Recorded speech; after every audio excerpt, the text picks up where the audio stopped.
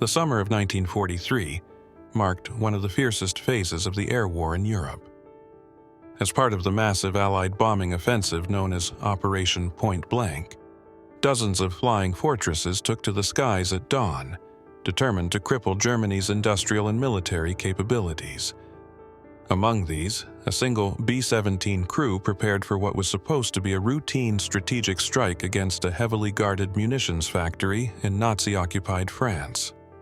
Captain Mitch "Mickey" Lancaster stepped onto the airfield's damp tarmac with his flight helmet under one arm, scanning the early morning haze. This was no ordinary mission. Intelligence reports warned of thick flak belts along the French coast and the possibility of Luftwaffe fighters prowling the flight paths. Yet the men around him, each weighed down by parachutes and gear, showed a resolute calm. They had studied maps all night, memorizing routes and altitudes, fully aware that a single error could send them into the channel's icy waters. Once airborne, the B-17, christened Iron Maiden by its crew, led a formation of bombers across the southern tip of England. From the cockpit, Captain Lancaster and his co-pilot, Lieutenant Ronnie Brooks, could see the first golden rays of sunrise pierce through the clouds. Below, the English Channel shimmered, deceptively peaceful. None suspected how quickly it could turn into a graveyard of twisted metal.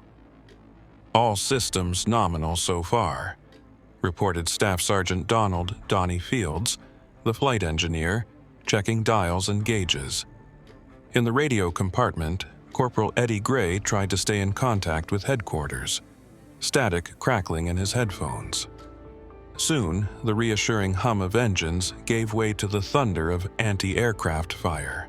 Thick black puffs of flak burst around them, rocking the bomber.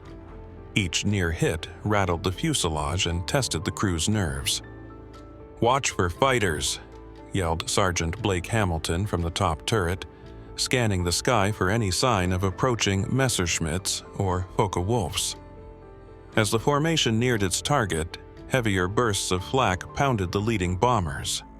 Pieces of shrapnel tore into Iron Maiden, punching holes in the left wing and disabling part of the hydraulic system. Captain Lancaster wrestled with the controls to keep the plane level for the bomb run. Bombardier Jake Morrison, bruised and bleeding from fragments that ricocheted through the nose, locked his sights on the target complex below. "Bombs away!" Morrison's voice cracked over the intercom. The B-17 lurched upward as the payload dropped. With the target in flames, the crew felt a surge of grim satisfaction, until a sudden clang echoed from the tail. A 20mm shell from ground fire exploded, severing key cables and sending the bomber into a slight roll. Gritting his teeth, Lancaster fought to maintain altitude. The formation turned back towards the coast, battered by flak all the way. Once out over the channel, the real ordeal began. Engine number 2 sputtered and lost oil pressure, while the fuel gauge dipped dangerously close to empty. "Sir, I see one FW-190 closing in," Hamilton shouted from the turret. Lieutenant Brooks spotted the German fighter swinging in from above. "He's diving on us." Rattling bursts of machine gun fire lit up the skies. Tracers streaked past, and a moment later, the FW-190 broke off, deterred by a fierce hail of bullets from Hamilton and Sergeant Pete Callahan in the ball turret. Still, damage had already been done. The fuselage was riddled with holes, and the radio antenna hung by a thread. Nursing a barely functioning aircraft, Lancaster guided Iron Maiden lower, skimming the channel's steely waves to evade further attacks. The black water loomed, each swell threatening to swallow them if they dropped too far. With fuel almost gone and the left landing gear jammed, they pressed on in desperation. Canistra. 2025-23-32. Then, through the evening gloom, they spotted the faint glow of the English coastline. Rescue boats waited near the shore, searchlights sweeping the dark. The battered bomber aligned with a makeshift runway, Lancaster and Brooks wrestled the controls, praying the aircraft would hold together just moments longer.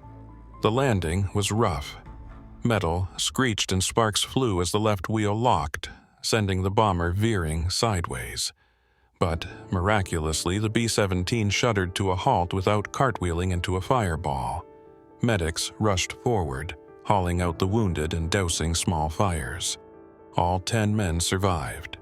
In the days that followed, the story of the B-17 that limped back across the channel spread like wildfire among the squadrons. Operation Point Blank would rage on, but for Captain Lancaster's crew, June 21, 1943, would forever stand as the night they cheated death and returned from the jaws of the storm, battered but unbroken.